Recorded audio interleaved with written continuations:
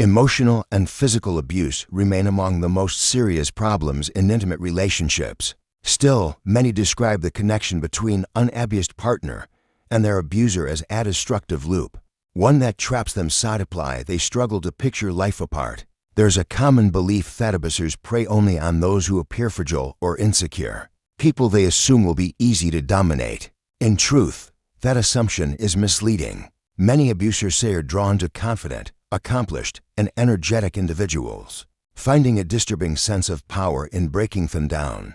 The 2020 case of a young British woman, Angel Lynn, left the entire United Kingdom stunned for months. She found herself trapped in a toxic relationship with a man connected to the criminal underworld and burdened with serious legal issues. Each time she attempted to leave, the situation only became more dangerous.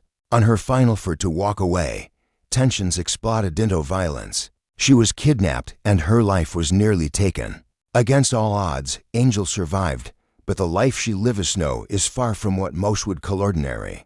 Angel Lynn was born on April 18, 2001 in a suburb of Birmingham, a city in England's Midlands region. She was the fourth of 6 children and the youngest among the daughters.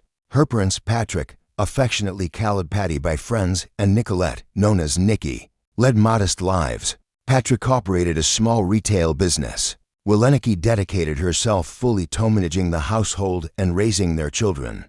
The Lynn family was not affluent, but their small business brought in a reliable income that comfortably met their essential needs. They lived in a roomy, welcoming house and made every effort to provide their children with a solid education, instilling in them strong values and respect for others. Angel shared a close and affectionate bond with her entire family, though her connection with her mother, Nicolette, was especially strong. From a young age, she confided in her mother about everything, her aspirations, her dreams, and even her fears. Angel was lively and constantly in motion, brimming with enthusiasm. She excelled academically, stayed involved in sports, and maintained a wide circle of friends. Those around her saw her as driven, resilient, and guided by firm principles, someone unafraid to stand up for what she believed in. She hoped to study law at university and build a career within the justice system. Alongside her ambitions, she was admired for her striking looks and slim modelic build, complemented by bright blondie hair and vivid blue eyes. Her presence naturally drew attention, and she had a way of energizing any room she entered. Although she had plenty of admirers, she seldom made time for dating as her schedule was already full. Angel treasured her self-reliance and was determined to stand firmly on her own 2 feet. While still in high school, she began working part-time as a waitress at a nearby fast food restaurant. She diligently saved money for university and paid for her own clothes, cosmetics, and other personnel expenses. After finishing high school, she was accepted into the college she had always dreamed of attending. She chose to pursue a career as a crime scene investigator and enrolled in a course designed to prepare her for that path. Juggling classes, part-time work, and sports, she seemed to handle her demanding schedule with endless drive. Everything appeared to be falling into place until she met a young man named Chabozel, who would ultimately change the course of her life. Chabozel was born on October 20, 2000, the younger of 2 sons raised by Charlotte Bosco. He grew up with his older half-brother Norris. Charlotte brought up the boys on her own, as neither of their fathers played any role in their upbringing. Despite working several jobs from early morning until late at night to support her children, finances were always strained. Her long hours also meant she was seldom home, leaving the boys to spend much of their time with her presence. The boys were largely left to look after themselves, and their home environment was anything but stable. From an early age, Chase began displaying troubling behavior. He struggled to control his temper, frequently lashed out in anger, and often found himself involved in fights and other conflicts. As a result, encounters with law enforcement became increasingly common. During his teenage years, he was arrested multiple times, yet his mother repeatedly intervened on his behalf. She tended to view Harry, her son, as nearly faultless despite clear warning signs. His older brother was far from blameless as well, regularly attracting police attention. Still, Che eventually went further than Henry. slipping deeper into criminal activity and becoming heavily involved while he was still in school. Charlotte, however, refused to view his conduct as alarming. In her eyes, he wasn't a bad person at all. By the age of 15, Che had already begun engaging in criminal behavior, initially stealing cars and dismantling them for parts. It wasn't long before he became affiliated with local gang, where he quickly built a reputation and secured his standing. In many ways, he was following the path his brother had taken, though Ree was less volatile and had better control over his temper. Che was deeply fascinated by motorcycles and cars, but he didn't simply enjoy driving them. He pushed them to reckless extremes, racing through the streets at dangerous speeds. After obtaining his driver's license, he occasionally drove vehicles for his gang associates. By the time he turned 18, he owned a car purchased with money earned through illegal means. He frequently consumed alcohol and illicit substances, often getting behind the wheel while under their influence. On one occasion, he caused a major accident, crashing into a utility pole and ending up hospitalized. Although his driver's license was revoked, it did little to slow him down. He continued operating stolen vehicles and even broadcast his high speed, reckless drives live online. As his ties to organized crime deepened, he graduated from minor theft and carjacking to more serious crimes, including armed robbery and trafficking illegal substances. Alongside his associates, he began stealing high-end cars on demand and setting his sights on affluent targets. Che openly referred to himself as a bad guy, wearing thellable with pride despite being taken into custody multiple times. Remarkably, he often escaped with many malconsequences or none at all, despite the hazardous and self-destructive path he followed. Che possessed striking features and a charismatic presence that drew people in. Even in his teenage years, he had little trouble captivating girls, and once his illegal activities began generating substantial income, he spent lavishly to impress anyone who caught his interest. However, his volatile temper and aggressive nature prevented him from maintaining any lasting relationships. He was controlling and intimidating, quick to resort to violence when things didn't go his way. Although he could initially win Simeon over, most of his partners left once they recognized his true character. Not everyone, however, managed to escape so easily. In early 2019, Angel met a young man named Steven through mutual friends. They were the same age, attended the same university, and quickly discovered they shared many interests. The connection between them was immediate, and it didn't take long for their friendship to evolve into a romantic relationship. Soon, they were officially dating. Within weeks, they were introducing each other to their families, signaling the seriousness of their bond. Patty and Nikki were pleased with their daughter's choice. Stephen seemed like a kind-hearted young man from a respectable family. Stephen's parents were equally welcoming toward Angel. The couple spent considerable time at each other's homes, and friends and relatives even joked about a future wedding. Yet, just 6 months into this passionate and intense relationship, they abruptly broke up for reasons that remain unclear. The decision came from Stephen, leaving Angel feeling heartbroken and blindsided. Shortly after, Stephen began seeing someone new, and Angel started avoiding their shared friends to steer clear of her ex and his new partner. Suddenly, she felt utterly alone without her boyfriend or her social circle. Even though her family supported her, the loneliness weighed heavily, and immersing herself in schoolwork and her job offered little relief. It was during this fragile period that fate brought someone into her life.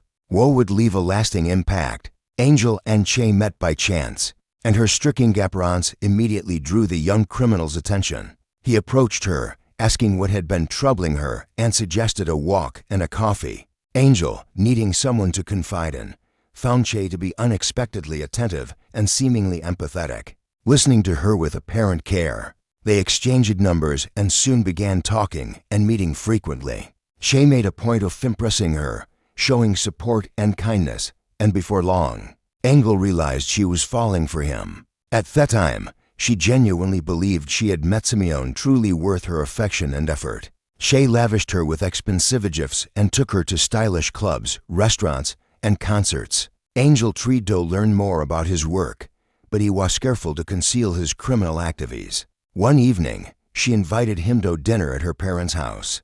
But what should have been a calm family meal quickly spiraled into a tense and heated argument.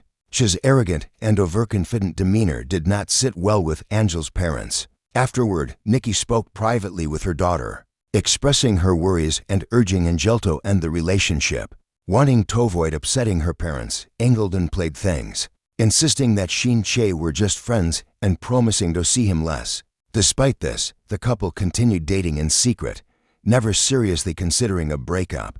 Che would rent luxury hotel rooms where they spent romantic evenings together. Angel still believed she was with a genuinely good man and had fallen deeply in love. Che maintained constant contact with her. They spoke on the phone dozens of times a day and exchanged endless messages. He consistently checked in, asking where she was, what she was doing, and who she was with. Angel believed his constant attention was simply a sign of care, and she trusted him enough to share everything about her life. In reality, this was the beginning of Che's total control and manipulation, which unfolded in just a few short months. He quickly learned every detail about her whereabouts, her social circle, and even her school and work schedules. With her trust secured, he began isolating her from anyone he disapproved of. He also pressured Angel to lie to her parents, gradually erecting a barrier between her and her family. From there, his control escalated rapidly. By August 2019, Che had so much influence over her that had dictated what she could wear, who she could speak to, and even prohibited her from wearing makeup. He monitored her phone personally, deleting messages and blocking anyone he considered a threat. Che disapproved of almost everything she did. He constantly monitored her, questioning her whenever she went anywhere unplanned. If she stayed out even half an hour past her usual time, he would show up to collect her. It got so extreme that Angel couldn't even greet a male acquaintance on the street without it spiraling into a heated argument. Her parents began noticing drastic changes in Angel. Once vibrant and full of energy, she had become pale, withdrawn, and anxious. She abandoned makeup, dressed in loose, baggy clothing, and was perpetually on edge. Angel grew secretive, clutching her phone tightly and rushing off to be alone whenever it rang. She stopped having candid conversations with her mother and sisters, which raised serious concerns for them. Whenever someone asked how she was coping, she would claim that everything was perfectly fine and there was nothing to be concerned about. Yet, each reassurance sounded more hollow than the last. The emotional distance between Angel and her family continued to widen. Che wanted her entirely to himself. He slowly transformed a lively, confident young woman into someone withdrawn and isolated, someone made to feel that her only source of worth was him. His control expanded into nearly every corner of her life. He even pressured her to abandon her studies and job, insisting he would provide for her instead. But Angel couldn't bring herself to sacrifice her ambitions. In response, Che tightened his hold. He gained access to her social media accounts, installed a tracking application on her phone, and kept constant watch over her movements and conversations. Che had the ability to appear wherever she went at any time, leaving Angel in a constant state of anxiety, nervous, tense, and always looking over her shoulder. She even got a tattoo of his name on her arm, a mark of ownership he treated as literal. Che would call her dozens of times a day, often in the middle of the night, demanding that she turn on her camera so could monitor her location and who she was with. Angel reached her breaking point and attempted multiple times to end the relationship, but Che refused to let her go. What had begun as aromatic connection had devolved into manipulation and control. Che stalked her, dictated her every move, isolated her from loved ones, and pressured her, all under the pretense of love and concern. In January 2020, Che and several of his associates were arrested during an attempted car theft. He received a 4-month prison sentence, and for Angel, it felt like her first real chance to breathe again. She believed that this might finally free her from a relationship that had become suffocating and destructive. But that sense of relief was short-lived. Each day, Che was permitted a phone call, and every evening, he used it to contact the Lynn family's landline, demanding to know Angel's whereabouts. Meanwhile, his friends who remained outside kept tabs on her, updating him on her movements. Angel sensed the constant monitoring, yet felt powerless to escape it, forced to live in ongoing fear. At the end of May, Che was released. His first act of freedom was to go directly to Anglesham, where he created a dramatic and chaotic confrontation. When Angel tried to end things with him again, Che demanded she repay several hundred British pounds, claiming it was money had spent on her before going to prison. Although Angel immediately gave him the full amount from her savings, the harassment didn't stop. In fact, Che's aggression escalated. Just a week after his release, he physically attacked Angel for the first time. Only a week later, he went after her again, this time witnessed by a bystander who called the police. Terrified for Angel's safety, she still refused to press charges, and Che was released without facing any consequences. On July 9, 2020, a neighbor called the authorities, reporting that they could hear a woman screaming for help. By then, Che had forced Angel to the ground and slammed her head against the floor. Angel didn't file a complaint, even though she required medical attention afterward. For the following months, she endured constant psychological and physical abuse, afraid that Che might harm not only her, but also her family. She kept silent and simply tried to survive, even while knowing deep down that the situation couldn't last forever. By September of that year, Angel resolved to end the relationship once and for all. Che's reaction was a brutal attack, leaving her with scratches and severe bruising on her face. Afterward, he appeared to calm down, even apologizing and promising to behave better in the future. But Angel recognized the truth. He would never change, and she insisted on breaking up completely. Angel sensed that the worst and most dangerous part of this ordeal was still ahead, but she was determined to face it. After a few more attempts to win her back, Che suggested they at least remain friends. Angel agreed, hoping that by pretending they were on good terms, he would lose interest and leave her alone. On September 17, 2020, Angel went to work and later agreed to pick up Che and his friend Rocco Sansom in their van. The two men often relied on her as their personal driver, especially when they were too intoxicated or under the influence of illegal substances to drive themselves. That day was no different.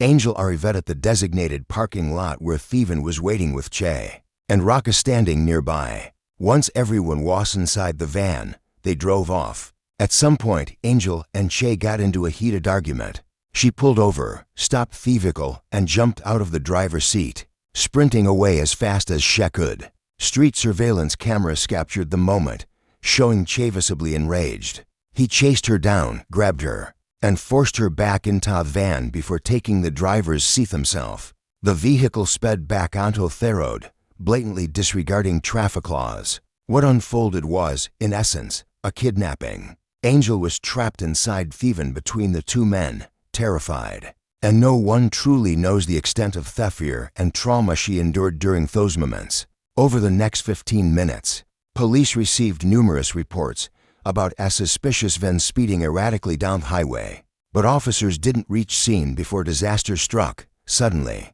the passenger door swung open and Angel was thrown out at full speed, narrowly avoiding being hit by two cars driving closely behind. Thankfully, the drivers reacted quickly, slamming on their brakes and rushing to her side to help while someone called the police. Meanwhile, the van continued for roughly 100 yards as if nothing had happened, then slowed and turned back toward the scene. To an onlooker, it might have appeared as though the driver had dropped something small and, after reconsidering, decided to return for it. Chay approached the scene calmly, telling the bystanders that the injured young woman was his girlfriend and that they had just had an argument, heckling that he had told her he wanted to break up, and in response, she had lost control and attempted to end her own life by jumping from the moving van. However, his story rang hollow. Hellinger at the scene, waiting for both medics and the police to arrive, repeating his account word for word. It became clear that he assumed Angel might not survive and was attempting to shift responsibility onto her. His friend Rocco, who had also been in the van, supported his story, echoing every detail. Despite her severe injuries, Angel was still alive. She was rushed to the nearest hospital by ambulance, though the chances of saving her were uncertain. Angel suffered broken ribs and limbs, a compression fracture in her spine, and extensive cuts and bruises across her body. Her most critical injury, however, was a severe traumatic brain injury that caused massive internal bleeding over several days. Doctors worked tirelessly to save her, performing multiple highly complex surgeries, including the removal of part of her skull to relieve pressure on her brain. Her heart stopped several times, leaving her clinically dead on multiple occasions. Yet, each time the medicaltium managed to revive her. Eventually, she was placed in a medicaline duodenum and connected to life support. The likelihood of her ever regaining consciousness was almost non-existent.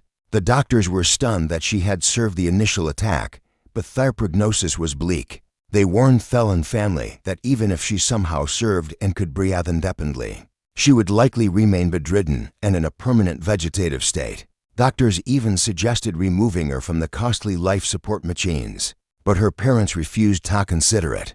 Meanwhile, Shay and his friend were arrested at the scene and taken to the police station for questioning. Both denied any wrongdoing, claiming that Angel had acted out of control and that the incident was their result of her attempting to end her own life. Security camera footage, however, told a very different story. Shay was charged with kidnapping, unlawful imprisonment, and causing serious bodily harm.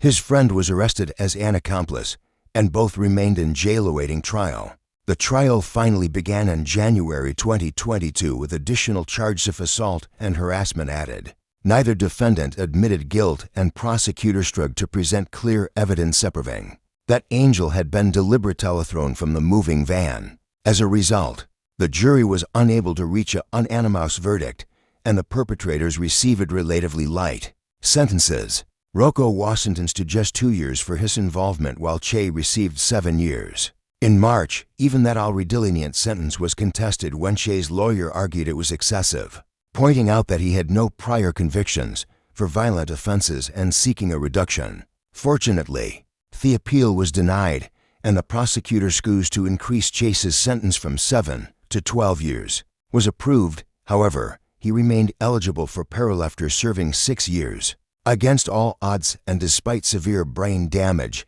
Angel continued to fight for her life. She eventually regained the ability to breathe independently, and after several months, doctors were able to bring her out of the medically induced coma. At first, Angel didn't recognize anyone, couldn't control her movements, and had to be fed through a tube. There were notions that she was aware of her surroundings. In the spring of 2022, her parents brought her home so they could care for her personally. A year later, in May 2023, she amazed everyone by beginning to respond to her environment. Just a month after that, she looked at her mother, Nikki, and spoke her first words, "Mom." Today, Angel Lynn is undergoing an extensive rehabilitation process and has even started taking her first steps. While doctors remain skeptical about her ever returning to her previous life, her parents refuse to give up hope. Angel has already shown time and again that she is a true fighter. If you found this case fascinating, don't forget to like the video and subscribe to the channel. Wepest crime case videos every night. Until next time, stay sharp, stay vigilant.